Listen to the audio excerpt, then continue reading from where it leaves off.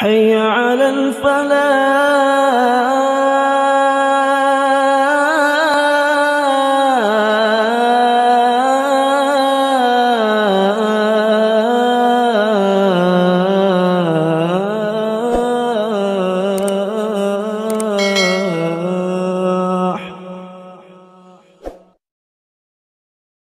Bismillahirrahmanirrahim. Assalamualaikum warahmatullahi wabarakatuh. Alhamdulillahirabbil alamin wa bihi nasta'inu ala umurid dunya waddin wa ala alihi wa sahbihi ajma'in, amma ba'd. Rabbi shrah li sadri wa yassir li amri wa hlul 'uqdatam min lisani yafqahu qawli. Asyhadu an la ilaha illallah wa asyhadu anna Muhammadan 'abduhu wa rasuluh. Amma ba'd. Baik, sama-sama kita hormati para sesepuh, para asatidz, para hujjaj, dan juga tokoh-tokoh yang hadir pada kesempatan kali ini, Pak Madiani yang menyelenggarakan, dan juga Pak Awe dan semuanya.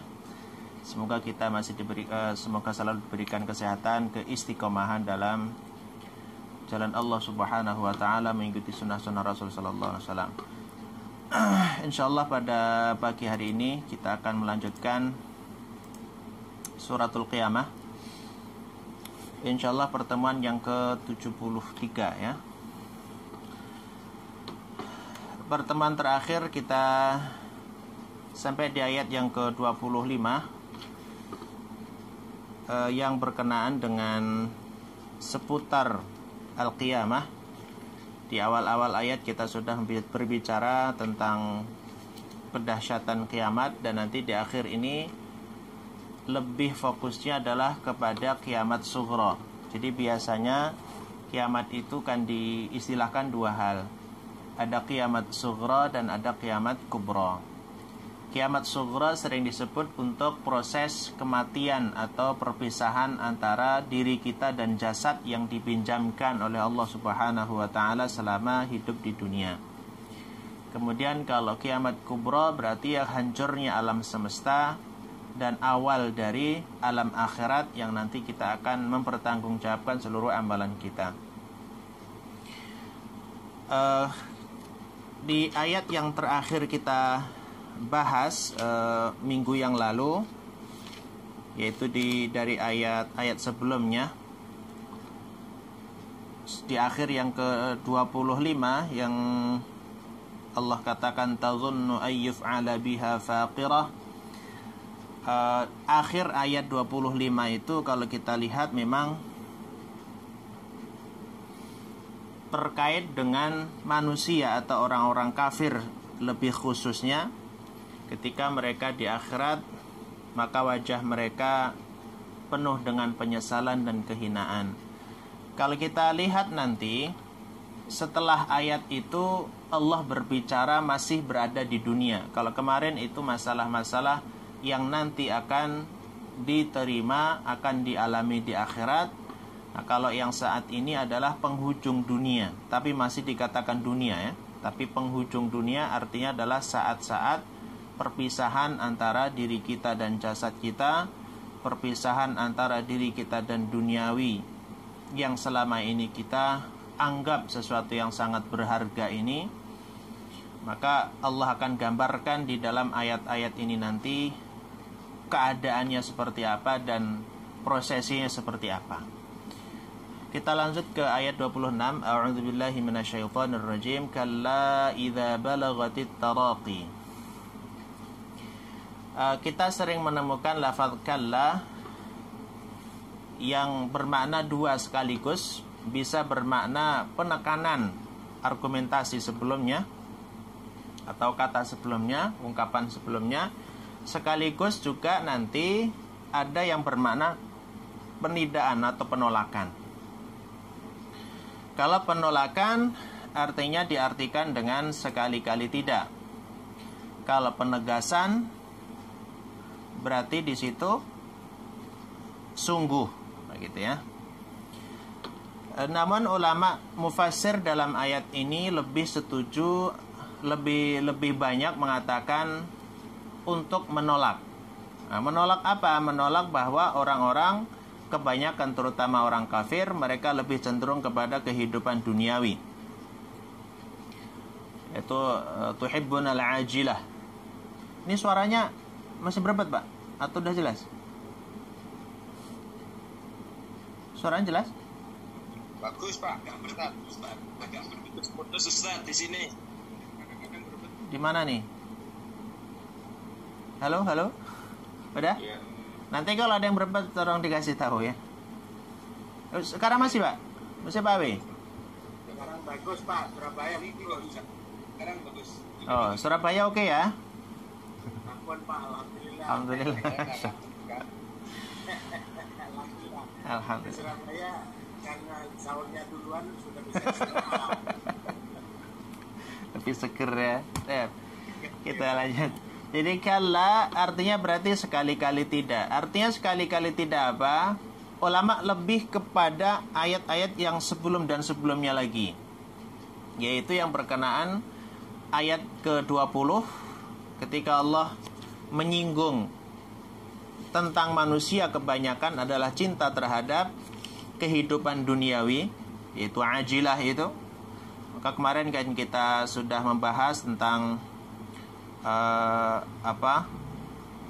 ayat-ayat sebelumnya yang berkenaan dengan kehidupan mereka yang sangat menginginkan sesuatu kehidupan duniawi, yaitu kalla bal tuhibbunal ajilah, itu di ayat 20. Mereka sangat mencintai kehidupan duniawi. Kemudian Allah katakan kalla, sekali-kali tidak demikian.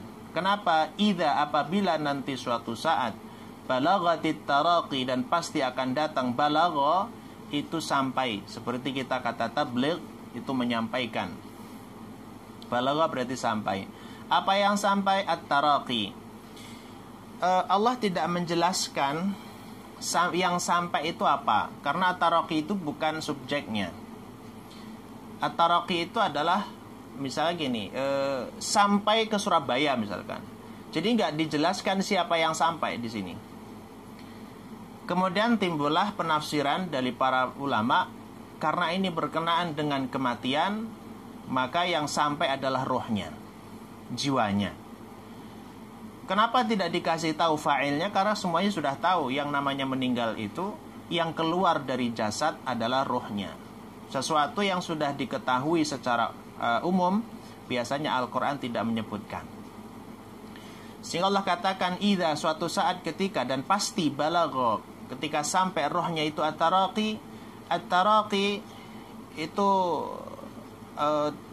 menggambarkan sesuatu atau menyatakan sesuatu rongga untuk bernafasnya manusia atau makhluk hidup yang lainnya, namanya taraqi.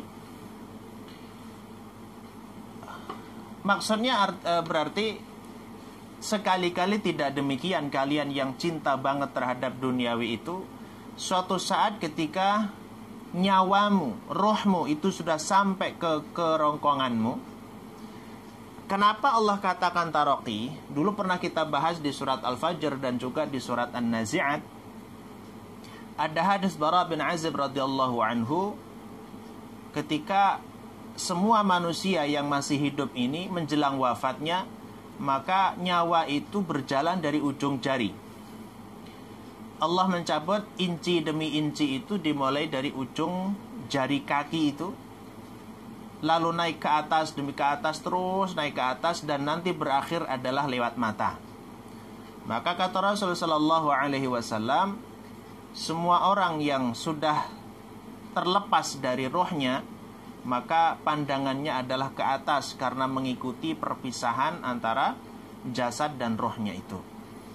Nah, kata Allah subhanahu wa ta'ala, tidak harus menunggu di mata, tapi ketika di tenggorokan, di kerongkongan, itu taubat sudah ditutup.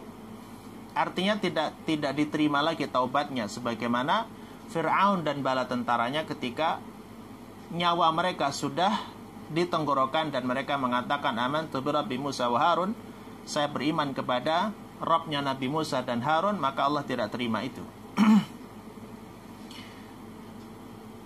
sama halnya ketika Allah Subhanahu wa taala berfirman, wa antum hina idzin tanzurun falaula idza balagatil hulqum. Hulqum itu juga sama.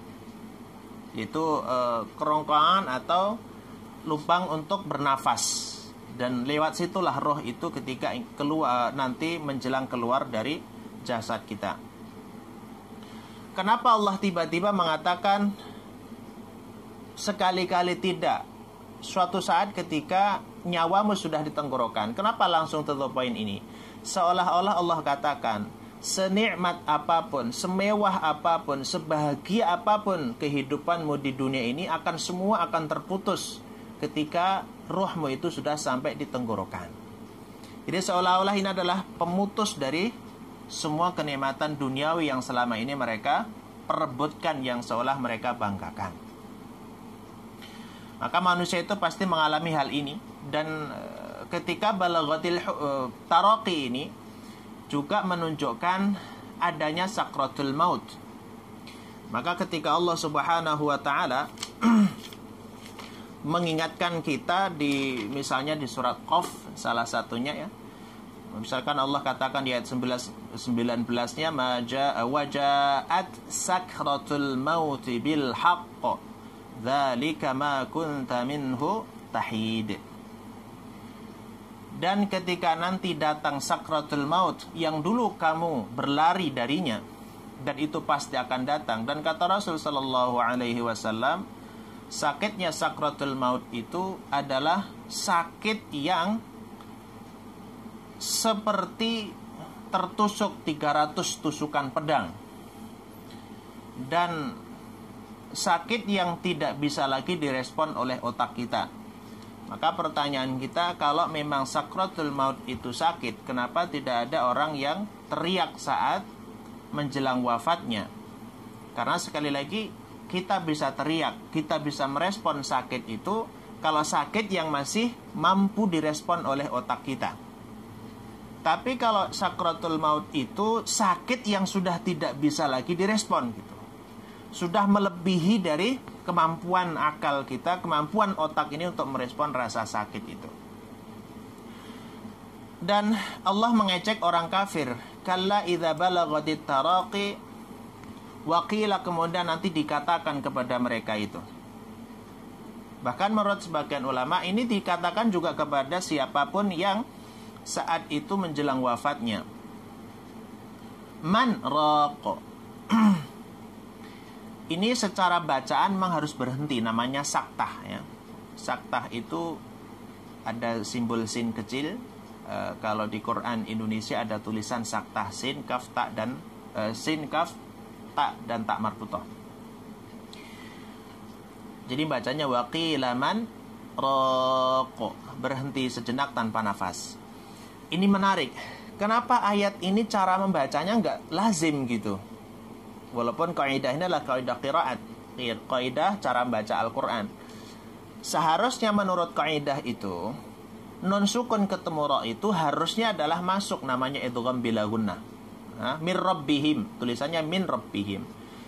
Al-Quran itu kemu'jizatannya, Al-Quran itu keindahannya, Al-Quran itu dampaknya, tidak hanya di dalam maknanya saja yang hebat gitu.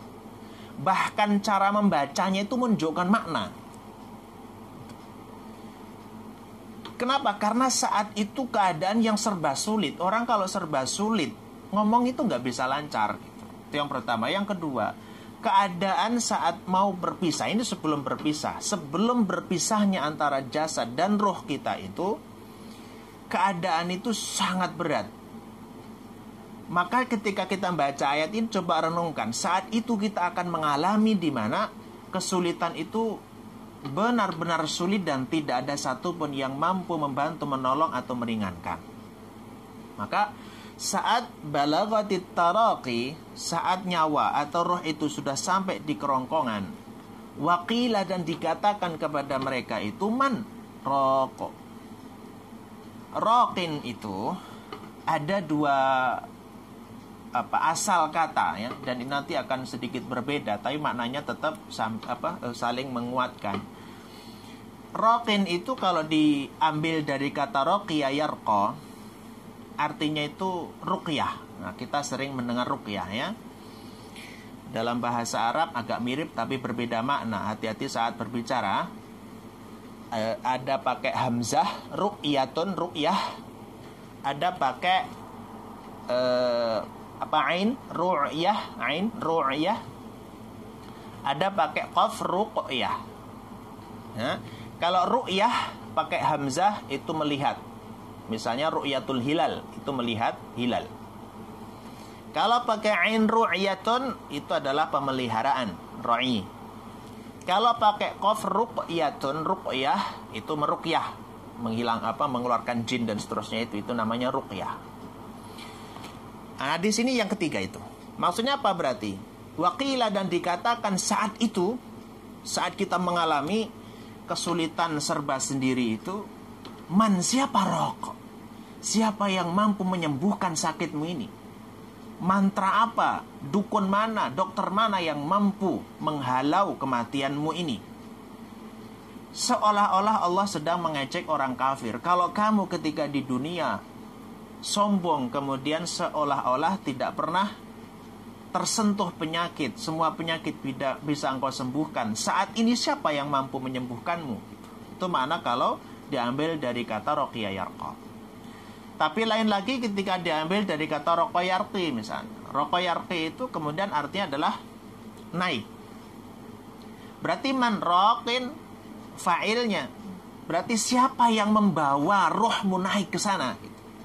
Apakah malaikat rahmat ataukah malaikat laknat atau azab? Keduanya nanti saling keterkaitan. Kalau kita masih ingat di hadis Bara bin Azib radhiyallahu anhu, maka setelah perpisahan itu roh dibawa oleh malaikat ke langit yang disesuaikan dengan amalnya. Kalau baik, yang membawa pun juga halus, baik dan juga ramah. Tapi kalau rohnya orang kafir, maka kasar, kain kasar, dan juga dibawa dengan kekasaran. Ini menggambarkan suasana sakratul maut sekali lagi. Ketika keluarga kita bertanya, kemudian keluarga famili kita juga berusaha menyembuhkan, mencari dokter, mencari tabib, mencari obat, dan seterusnya. Tapi semua itu, kata Allah dalam ayat ini, tidak akan pernah bisa menghentikan saat ajal itu memang sudah tiba. Walaupun dia dokter, spesialis penyakit yang sedang diderita, itu tidak akan pernah mampu untuk menghalau yang namanya kematian. Jangankan menghalau, menunda walaupun hanya semenit, walaupun hanya sesaat, itu pun tidak mampu. Jadi pengobatan itu nanti suatu saat tidak bermanfaat saat ajal itu tiba. Karena ajal itu sekali lagi akan datang tepat waktunya, sebagaimana yang Allah katakan, wa huwal qahiru fawqa ibadihi wa yursilu 'alaikum hafazatan hatta idza jaa ahadahumul mautu tawaffathu rusuluna wa hum la yufarritun. Malaikat itu selalu menjaga, dan saat nanti ajal itu tiba, maka dia akan mencabut nyawa itu dengan sangat-sangat tepat waktunya, la yufarritun, dan tidak pernah lalai lengah dari tugasnya. Jadi tiada kemampuan, tidak ada yang mampu menghalau, menghentikan, dan hanya sebatas menunda kematian itu. Kalaupun memang sudah saatnya tiba, dan yang paling rahasia adalah manusia yang bersangkutan tidak pernah tahu kapan dan di mana. Kita tidak pernah tahu kapan kita meninggal, tapi pasti. Bahkan kemarin kita baca surat Al-Muddathir, yakin, sebuah keyakinan kematian itu. Nah, Allah katakan wa dhanna annahul firaq. Ayat ini menunjukkan bandelnya manusia, kerasnya hati manusia. Bahkan saat-saat yang sudah berakhir seperti itu. Wa dhanna annahul firaq. Walaupun kata dhanna itu diterjemahkan yakin, tapi asal dhanna itu adalah menyangka, prasangka. Maksudnya apa? Keyakinan yang masih ada keraguan. Orang kafir itu sudah mau mati, sudah mau meninggal, belum percaya 100% kalau dia mau meninggalkan dunia. Kenapa? Karena saking cintanya terhadap dunia ini. Tapi apakah dia punya keyakinan? Yakin gitu, tapi masih ada keraguan. Itu dzon namanya. Di saat kematian itu datang, atau benar-benar berpisah dan benar-benar dia sudah sampai di alam barzakh, baru mereka akan menyadari. Karena ada satu terangan para ulama, nanti kita itu ketika benar-benar berpisah dengan jasad ini, rasanya seperti mimpi gitu. Mimpi seolah-olah kita dibawa ke langit, seolah-olah kita nanti dilaporkan kepada Allah. Dan Allah pun mengatakan, uktub fi sijjin fi illiyin, tulislah hambaku di illiyin. Dan kita berjalan lagi dibawa oleh malaikat, di antar malaikat. Itu seperti mimpi. Tapi kata Allah subhanahu wa ta'ala, kembalikan ruh ini ke jasadnya. Dan saat itu dikembalikan oleh malaikat yang jasadnya sudah di alam kubur, atau di lahat itu, di liang lahat. Lalu saat disatukan baru kita bangun. Dan saat kita nanti akan bangun, baru nanti masih seperti mimpi gitu. Kenapa semuanya gelap? Kenapa dingin? Kenapa tidak ada orang? Kenapa tidak ada lampu? Maka nanti akan menyadari betul-betul bahwa dia memang sudah meninggal gitu. Karena sudah menyatunya kembali antara jasad dan roh, dan mereka tinggalnya sudah di alam kubur itu. Nanti kita bangun kemudian akan teriak. Itulah yang dikabarkan oleh Rasul sallallahu alaihi wasallam, bahwa orang di kubur itu teriak, dan teriakan tidak bisa didengar kecuali hanya binatang dan yang Allah izinkan, yang tidak bisa didengar oleh jin dan manusia. Maka kita akan teriak di situ minta tolong, tapi gak ada yang bisa menolongnya. Maka sesaat kemudian datanglah malaikat Munkar dan Nakir dan seterusnya. Ustaz, mohon maaf diinterupsi, suaranya masih agak berbeda. Baik. Masih Pak? Udah? Atau masih berbeda? Udah? Oke. Jadi wazanna annahul firaq. Orang kafir yang sangat cinta dunia yang berlebihan itu membuat dirinya itu gak yakin. Bahkan sampai benar-benar sudah meninggal pun mereka belum yakin. Kenapa? Karena sulitnya, beratnya meninggalkan dunia yang mereka sangka itu adalah keabadian dan kesenangan yang hakiki menurutnya. Jadi kecintaan kepada dunia yang berlebihan hingga tidak meyakini adanya perpisahan dengannya, itu akan membuat sakratul maut itu semakin berat, Pak. Jadi istilahnya tarik ulur gitu loh.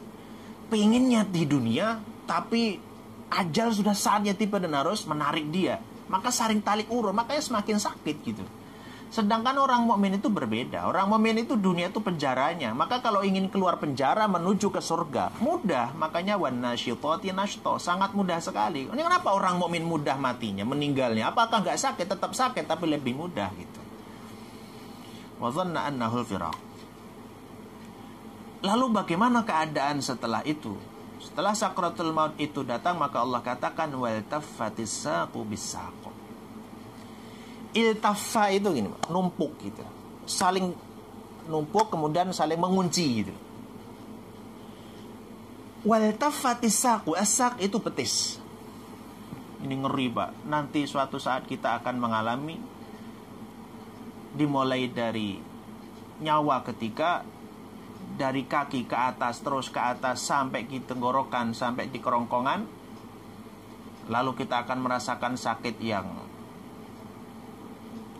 di luar dari kemampuan otak untuk merespon tadi. Kemudian Allah katakan wal taffatis saq.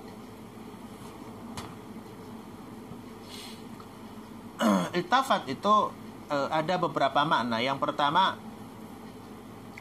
Allah katakan kalian nanti tidak akan pernah mampu menggerakkan, walaupun hanya menggerakkan lututmu atau menggerakkan betismu yang dulu ketika kamu sehat itu berjalan dengannya. Itu makna wal tafatis saqu bisaq, adalah tidak mampu lagi menggerakkan tubuh kita, tidak mampu lagi untuk mengangkat dan juga menopang tubuh kita, itu betis kita. Yang kedua, wal tafatis saqu bisaq menggambarkan sakit yang sangat parah, sakit yang sangat dahsyat, sehingga hanya sebatas menggerakkan sedikit saja tubuhnya, terutama betis itu sudah tidak mampu. Makna lain waltafatis sak adalah ketika sudah dibungkus dengan kain kafan, maka betis itu menyatu, artinya ditumpangkan gitu ya, menyatu. Waltafatis saqu bisaqo.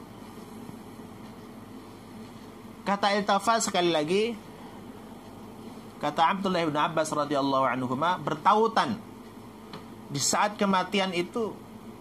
Kenapa? Karena saking beratnya meninggalkan duniawi, kata beliau, dan saking takutnya mempertanggungjawabkan, dan dia sudah tahu ketika menghadap di akhirat atau ke akhirat di hadapan Allah Subhanahu wa taala kemana dia arahnya. Jadi pertautan atau sakit demi kesakitan yang semakin itu. Jadi kalau dimulai dari awal dan itu pencabutan nyawa nggak bisa cepat, Pak. Nggak bisa cepat. Maka kata ulama, inci demi inci itu otot urat itu kayak ditarik-tarik, mulai dari ujung sampai terus naik gitu. Itulah disebut dengan sakratul maut itu. Dan rasa sakit itu tentunya tidak seperti normalnya. Kenapa tidak seperti normalnya? Karena kata Rasul sallallahu alaihi wasallam dalam hadis Imam At-Tirmidzi, sakitnya sakratul maut itu bagikan ditusuk dengan 300 pedang. Dan Fatimah Az-Zahra radhiyallahu anha, anak Nabi sallallahu alaihi wasallam, mengatakan alangkah sakitnya ayahku atau Rasul sallallahu alaihi wasallam saat menghadapi sakratul maut. Maka Rasul sallallahu alaihi wasallam mengatakan, ya wahai malaikat maut, timpakan sakratul maut, rasa sakit sakratul maut itu 2 orang. Artinya 2 orang itu adalah 2 kali lipat dari rasa sakit yang seharusnya. Kenapa? Agar umatku tidak merasakan sesakit yang seharusnya. Jadi kita secara otomatis rasa sakit sakratul maut itu yang separuh sudah ditanggung oleh Rasul sallallahu alaihi wasallam. Kemudian Allah katakan, ila rabbika yauma idzinil masaq. Ini secara bacaan yauma idzinil itu namanya nun wiqayah ya. Ada tanwin ketemu dengan hamzah wasal. Kemudian Allah lanjutkan, setelah proses perpisahan antara jasad dan roh manusia, maka Allah katakan ila rabbik. Setelah berpisah itu kemana kita? Kitanya itu kemana? Kalau jasad kita jelas, jasad kita akan kembali ke bentuk awal, yaitu tanah. Sedangkan kita sendiri kemana? Yaitu ila rabbika yauma idzinil masaq. Kepada Rabbnya, kepada Allah Subhanahu wa ta'ala pada hari itu al-masaq. Al-masaq, masaqun itu diambil dari kata saqo, artinya adalah penghujung atau penghabisan. Ulama mengatakan marja' atau tempat kembali. Artinya hanya kepada Allah tempat kembali, hanya kepada Allah nanti akan dikembalikan, hanya kepada Allah kita nanti akan mempertanggungjawabkan gitu loh. Kalau sekarang kita sadar, nantinya ujungnya, akhirnya, pada akhirnya kita akan menghadap kepada Allah, mau atau tidak mau, sukarela atau paksa, kita siap atau tidak siap, pasti akan berhadapan dengan Allah. Kenapa sekarang mencari keridhaan selain Allah gitu? Kenapa kita harus mencari keridhaan orang? Padahal orang sendiri juga akan mati, juga akan menghadap kepada Allah gitu. Kenapa kita gak mencari keridhaan Allah? Kenapa kita gak punya konsep yang penting Allah ridho gitu? Kenapa kita mengatakan yang penting si fulan ridho padahal menentang syariat Allah? Padahal pada akhirnya kita akan kembali kepada Allah dan akan mempertanggungjawabkan semua apa yang sudah kita lakukan. Jadi ayat ini menegaskan bahwa hari di mana manusia itu tidak ada tempat lagi kecuali adalah kembali kepada Allah Subhanahu wa ta'ala. Dan merupakan pemberitaan tentang orang kafir yang tidak diterima oleh Allah Subhanahu wa ta'ala karena mereka di dunianya tidak mentaati perintah Allah dan bahkan membangkang dan menentang syariatnya. Jadi semua manusia akan kembali kepada Allah dan akan mempertanggungjawabkan segala amal yang sudah dilakukan di dunia. Kemudian alasan kenapa orang kafir itu tidak diterima tadi oleh kata Abdullah bin Abbas radhiyallahu anhuma, fala saddaqa wala shalla walakin kadzdzaba wa tawalla. Dan dia, yaitu orang-orang kufar, orang-orang kafir, orang-orang yang membangkang itu, fala saddaqa. Kata saddaqa itu membenarkan. Tetapi membenarkan yang sifatnya permanen gitu, terus menerus. Kata saddaqa juga satu akar kata dengan sodaqoh, sedekah bahasa kita. Kenapa? Karena sedekah itu adalah menunjukkan kebenaran kita dalam beragama. Fala saddaqa, mereka tidak membenarkan apa yang disampaikan oleh Allah melalui Rasulnya, dan bahkan tidak membenarkan Al-Quran. Ini tidak hanya orang kafir. Ketika ada orang yang mengaku muslim, yang sudah bersyahadat tapi masih meragukan hukum-hukum yang ada di dalam Al-Quran, maka itu juga kadzaba, artinya tidak percaya, tidak membenarkan 100%. Kalaupun saat ini kita belum mampu melakukan seluruh isi kandungan Al-Quran, jangan pernah katakan Al-Quran tidak relevan, Al-Quran tidak benar, Al-Quran salah, dan seterusnya. Katakan Al-Quran benar, hanya saya belum mampu melakukan. Walakin kadzaba, lawan dari sodako kadzaba. Ketika orang itu tidak percaya kepada Al-Quran, maka pasti mendustakan gitu.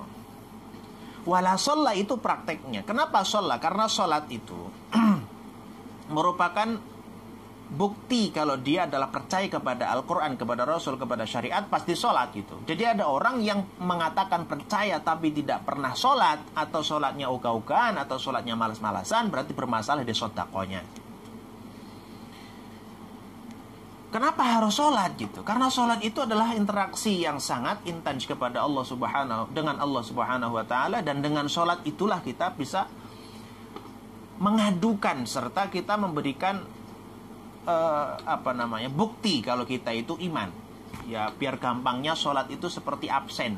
Kalau kita sudah daftar di sebuah perguruan tinggi, kewajiban kita harus hadir saat di absen oleh dosen.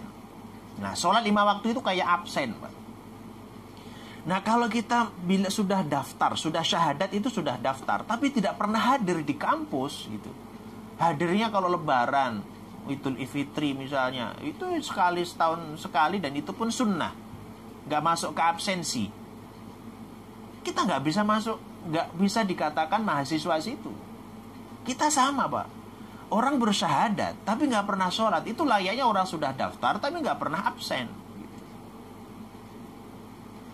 Ditambah lagi dia kadzaba wa tawalla. Tawalla itu berpaling. Berpaling itu sebenarnya tahu, kalau dia tahu betul kalau tugas saya sebagai mahasiswa ya saya harus hadir, itu tahu, tapi nggak pernah hadir dengan sengaja untuk tidak hadir. Beda dengan kalau tidak hadir karena sakit.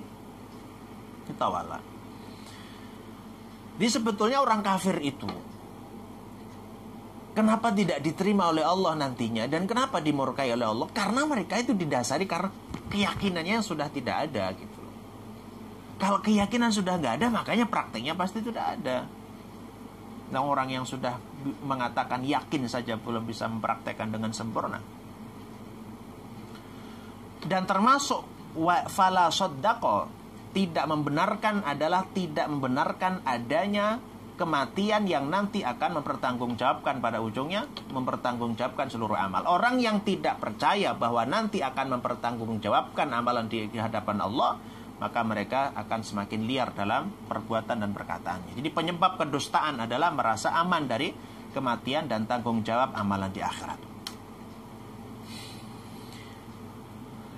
Thumma dhahaba ila ahlihi yatamattu. Lihat, saat di dunia orang kafir itu mendustakan, berpaling, tidak sholat, dan mereka sering melakukan justru sebaliknya. Lalu ternyata dia ketika melakukan pelanggaran syariat itu tidak sendirian. Mereka zahaba, pergi ila ahlihi, kepada keluarganya. Ahlun itu memang keluarga, tapi bisa bermakna sahabat, teman, sejawat, atau golongannya dan seterusnya. Mereka akan kembali kepada keluarga teman mereka, dan mereka yatamatto. Mato itu artinya merenggangkan atau mengulurkan atau menyeret. Nah, nanti juga bisa bermakna punggung. Kenapa artinya gitu?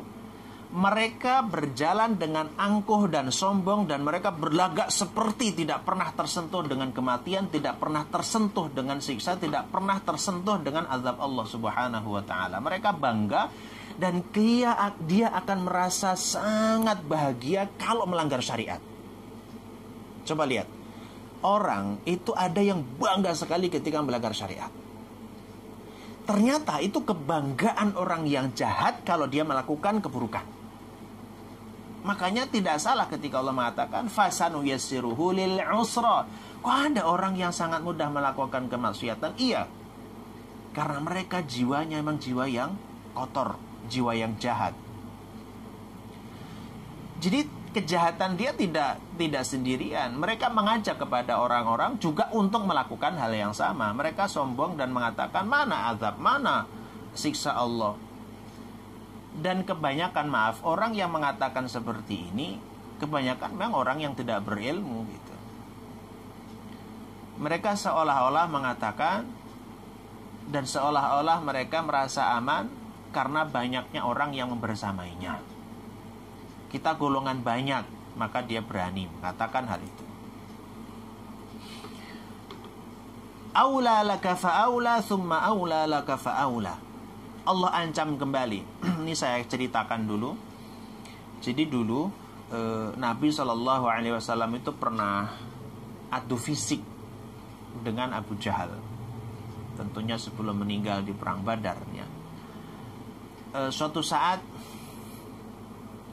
Nabi itu memegang kerah bajunya Abu Jahal.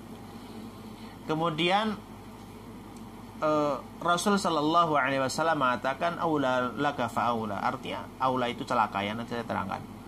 Celaka bagimu dan kecelakaan, kamu pasti celaka. Kenapa? Karena menghalangi dakwah, karena menyerang dan juga menindas dan seterusnya.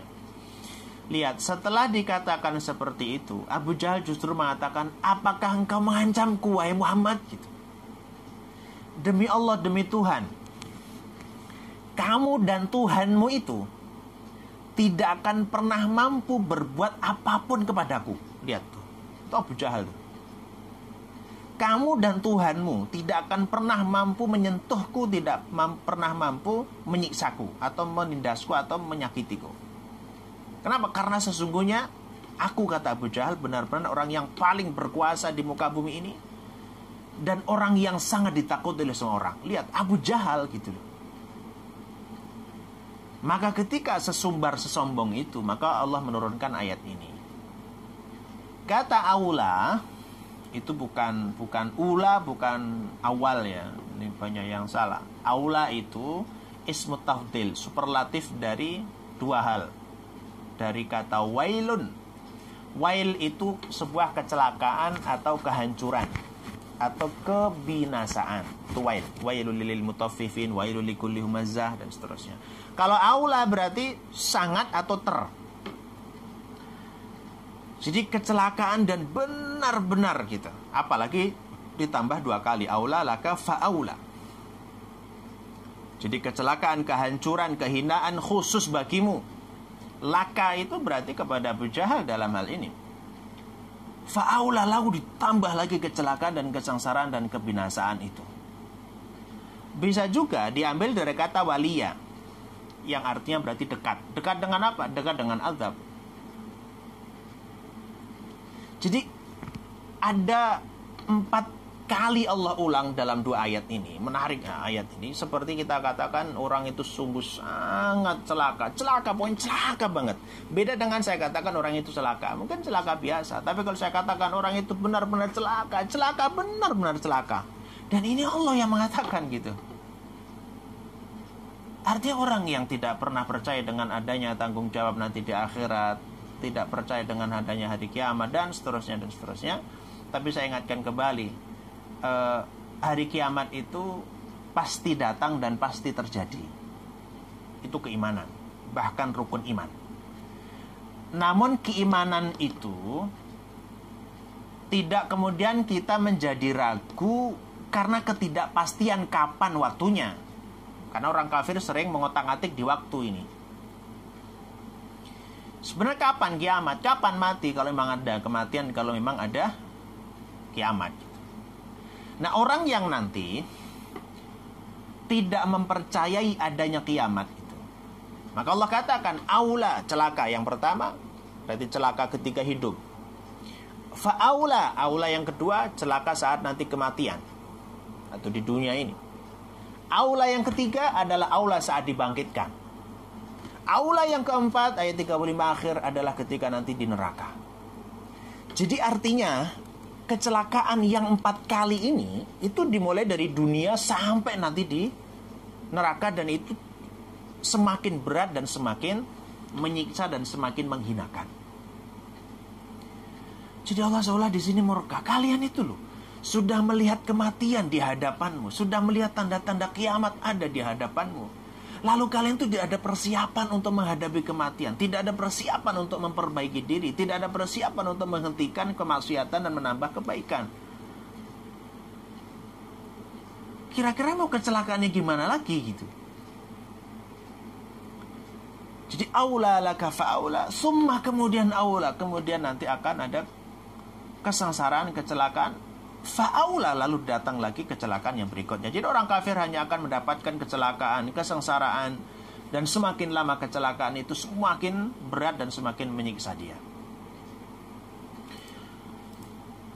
Kemudian Allah katakan, ayahsabul insanu ayyutruka sudah.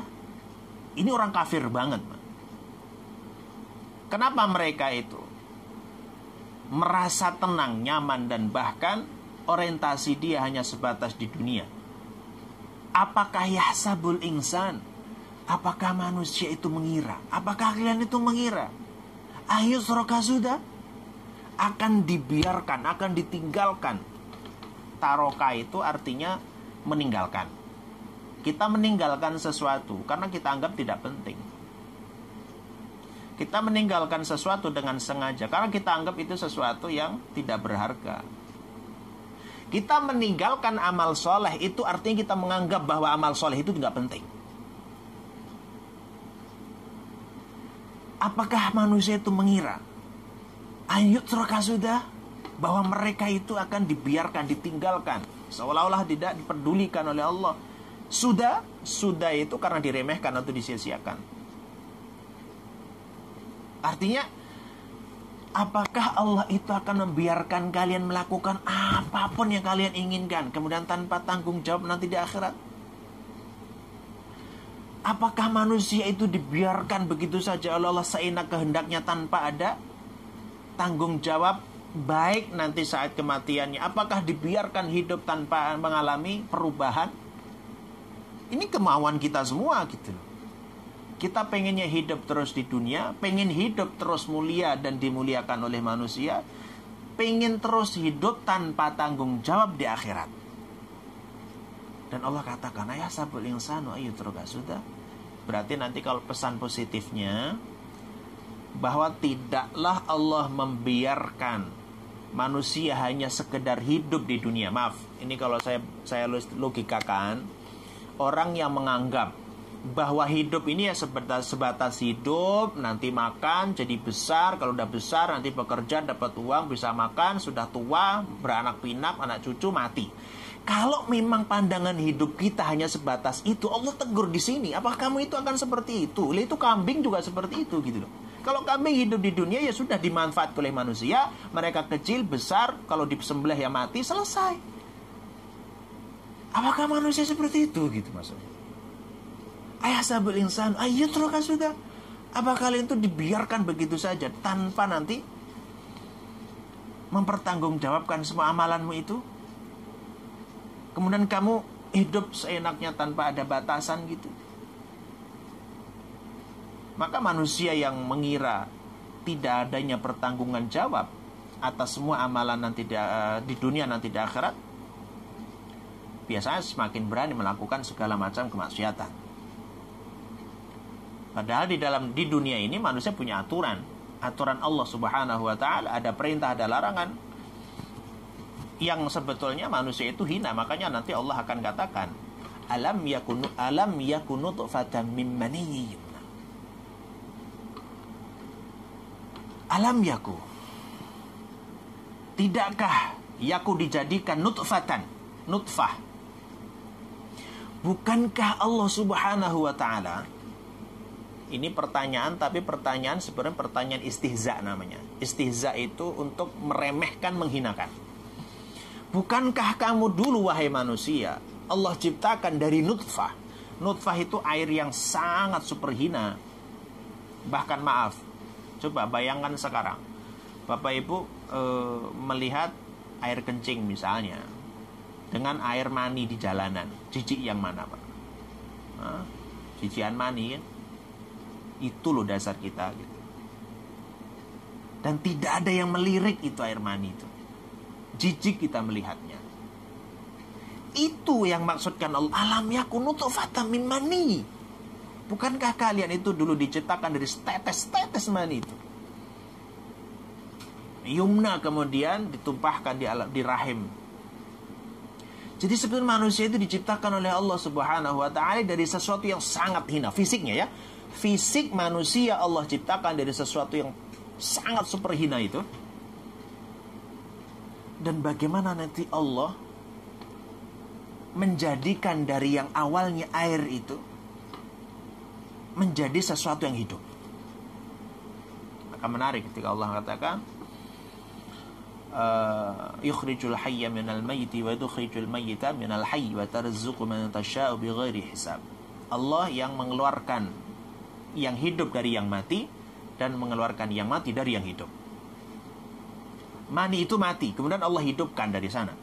Jadi gambaran kelemahan, kehinaan manusia itu Allah hadirkan agar kita itu nyadar siapa diri kita gitu. Awalnya dari mana gitu. Jadi manusia asalnya hina. Sangat hina. Kemudian Allah angkat derajat kita dengan adanya syariat ini. Lihat, apapun yang dianggap oleh manusia mulia tapi bertentangan dengan syariat, ujungnya pasti hina. Apapun itu Pak. Kenapa? Karena hanya syariat ini, syariat Allah yang maha tahu untuk menjunjung martabat kita gitu loh. Lihat, orang yang seolah-olah mereka itu menjadi panutan dan disanjung oleh manusia, tapi karena dia ribawi misalnya atau pezina misalnya, maka suatu saat akan dihinakan oleh Allah Subhanahu wa taala. Orang yang kaya karena koruptor misalnya, korupsi, suatu saat Allah akan hinakan dengan itu. Apapun kalau tidak sesuai dengan syariat, sudahlah, ujungnya pasti hina. Karena hanya syariat ini yang membuat manusia itu menjadi terhormat. Maka kita dimuliakan oleh Allah dengan syariat ini. Tsumma kana 'alaqatan fa khalaqa fa sawwa. Lalu ketika Allah berubah dari bentuknya tadi nutfah kemudian menjadi alaqah. Jadi alaqah itu proses kedua. Jadi setelah setelah air tadi kemudian ditumpahkan, kata Allah ditumpahkan ya. Kemudian setelah ditumpahkan Allah jadikan segumpal alaqah. Alaqah itu segumpal darah. Dan setelah itu baru Allah katakan fasawwa. Kata sawwa itu menunjukkan presisi, seimbang, sempurna. Bagaimana mata kita dua, kanan kiri semuanya sama. Telinga kita pun juga dua dan dua-duanya sama. Tangan kita dua dan presisi sangat sempurna. Mulai dari bentuk, mulai dari besar kecilnya sampai fungsinya. Coba sesekali kita renungkan, Mbak, mata kita melihat objek dengan terangnya, hidung kita lubangnya dua dan ternyata memiliki fungsi yang berbeda. Yang satu menghirup udara yang hangat, yang satu dingin. Saat tubuh kita dingin, yang disempurnakan oleh Allah adalah yang hangat. Ketika kita panas, yang dingin masuk. Siapa yang mengatur itu semua gitu? Telinga kita ada daun telinga, ada gendang telinga, dan seterusnya sampai kita bisa mendengar dengan jelas. Tangan kita, kanan kiri, yang kanan tugasnya apa, kiri apa. Tanpa kursus itu tangan tapi tahu apa tugasnya. Tugas kaki kita melangkah dan tanpa kita niatkan, tanpa kita perintahkan secara lisan kita gitu. Semuanya itu Allah buat. Khalaqa fasawwa, sempurna, sangat presisi dan tidak ada sedikit pun kekurangan sedikit pun. Maka alaqah itu kemudian Allah bentuk, kemudian ditiupkan roh, kemudian disempurnakan, ada tangan, ada telinga dan seluruh anggota badan kita sehingga menjadi manusia seutuhnya. Hanya Allah yang mampu merubah air mani atau air nutfah itu menjadi bentuk manusia yang sangat sempurna seperti sekarang yang kita rasakan. faja'ala minhu az-zawjaini dzakara wal untha. Lalu setelah Allah sempurnakan bentuk pribadi masing-masing itu, faja'ala. Nah, kemudian Allah merubah. Artinya Allah yang membuat, Allah yang menjadikan minhu darinya, dari makhluk yang sudah disempurnakan itu, az-zakar wal untha. Ini kalau mau diteliti lewat medis atau lewat perkembangan embrio namanya ya. Penentuan jenis kelamin laki dan perempuan itu pasti setelah alaqah, setelah segumpal darah, daging, baru jenis kelaminnya kelihatan. Jadi urutannya seperti itu, dan hanya Allah yang mampu untuk menjadikan dia laki atau perempuan. Maka tidak boleh kita kemudian merasa kecewa karena memiliki anak atau cucu yang tidak sesuai dengan keinginan nafsu kita. Nggak ada urusan. Bahkan seorang dokter sekalipun yang sangat spesialis misalnya, tapi nggak bisa menjadikan yang laki jadi perempuan saat di kandungan tentunya ya. Kalau sudah keluar namanya operasi, ini dosa besar itu. Nah, jadi Allah berkuasa menentukan jenis kelamin manusia, dan itu untuk keseimbangan manusia dan keseimbangan juga alam ini. Alaisa dzalika. Nah, Allah kemudian bertanya, ketika air nutfah Allah jadikan kemudian jadi manusia yang sangat super sempurna ini, alaisa, bukankah dzalika, bukankah yang demikian itu biqadirin, Allah juga berkuasa ala atas an yuhyiyal mauta, untuk menghidupkan sesuatu yang mati. Hidup dan mati itu hanya milik Allah. Hidup dan mati itu ketetapan Allah. Hidup kita gini. Jadi kalau kita renung-renungkan memang sulit, Pak, Bapak Ibu ya. Kita hidup juga bukan karena pemesanan kita. Kita mati juga tanpa sepengetahuan kita. Jadi kita itu seolah-olah ngalir tapi nggak tahu apa ya. Jadi coba ditanya, Pak, kenapa saya hidup? Coba tanya pada diri sendiri. Kenapa saya hidup? Dan kenapa saya jadi manusia? Karena Allah sudah takdirkan, dan hanya Allah yang berkuasa itu. Dan kita tidak pernah dikasih edaran misalnya sebelum dijadikan manusia, kamu jadi apa? Mau jadi kambing, mau jadi monyet, atau jadi manusia? Enggak ada kan? Kita hidup itu juga nggak tahu alasannya Allah kenapa kita dihidupkan jadi manusia. Artinya memang kita itu dipilih oleh Allah untuk menjadi makhluk yang paling sempurna ini, agar kita menjadi khalifatun fil ard, agar menjaga bumi, agar menjadi khalifah di muka bumi. Dan Allah sudah menunjukkan, kalian memang hina, tapi Allah angkat dengan syariat ini, dan kalian harus percaya. Maka alaisa dzalika biqadirin ala ayyuhiyal mauta, bukankah juga Allah mampu untuk menghidupkan sesuatu yang mati? Maka ingatlah ketika Allah katakan, tulijul laila fin nahari wa tulijul nahara fil laili wa tukhrijul hayya minal mayyiti wa tukhrijul mayyita minal hayy. Allah yang memasukkan malam ke siang, Allah yang masukkan siang ke malam, dan Allah yang mengeluarkan sesuatu yang hidup dari yang mati. Atau dibalik, dari yang mati ke dalam yang hidup. Semuanya Allah berkuasa, dan atas kehendak Allah lah kita mati dan juga hidup. Jadi kepercayaan kita harus ada. Baik. Akhir dari surat ini adalah kematian mengakhiri kenikmatan, dan kiamat adalah awal dari keabadian dan pertanggungjawaban. Artinya kematian akan memutus segala macam kenikmatan duniawi, dan akhirat nanti akan menerima serta bertanggung jawab atas apapun yang sudah kita lakukan. Jasad manusia berasal dari sesuatu yang sangat hina, yaitu nutfah, dan pada akhirnya akan kembali hina, yaitu menjadi jenazah.